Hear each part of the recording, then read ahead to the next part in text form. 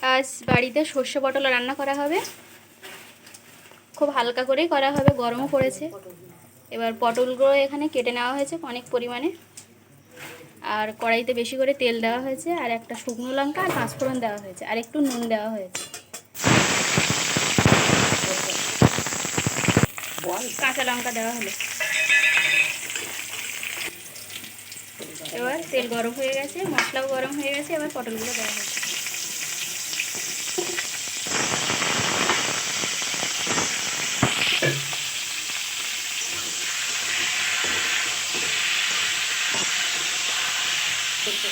আর সর্ষে পটল করার জন্য সর্ষে, কাঁচা লঙ্কা আর একটু নুন দিয়ে এবার ভালোভাবে বেটে নেওয়া হয়েছে। পরিমাণ মতো নুন দেওয়া হলো, অল্প করে হলুদের গুঁড়ো।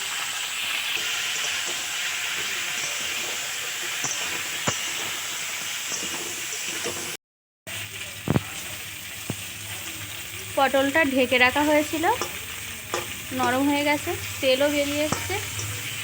এবার আস্তে আস্তে ভেজে নেওয়া হবে। পটল কষানো হয়ে গেছে, তেলও ছেড়ে দিয়েছে। এবার মশলা দেওয়া হবে, বাটা মশলা। এই যে জিরে আর মরিচ বাটা হয়েছিল সেটা দেওয়া হবে। একটু গরম জল দিয়ে মশলাটা গুলে নেওয়া হয়েছে, এবার দেওয়া হলো।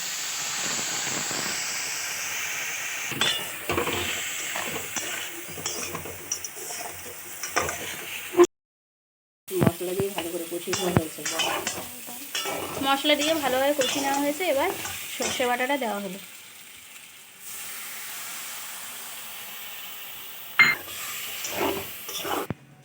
লো ফ্লেমে ঢাকা দিয়ে আস্তে আস্তে করতে হবে। ঢাকা দিয়ে প্রায় হয়ে আসছে।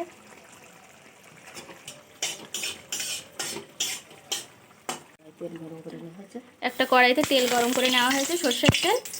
এবার এটা পটলের মধ্যে দেওয়া হলো।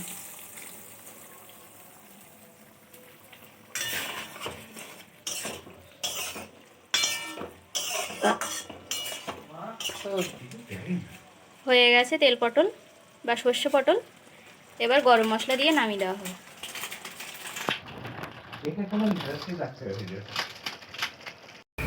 আমার এই রেসিপি কমপ্লিট। কেমন লাগলো অবশ্যই কমেন্টে জানাবেন, আর নতুন বন্ধুরা অবশ্যই সাবস্ক্রাইব করে পাশে থাকবেন। টাটা।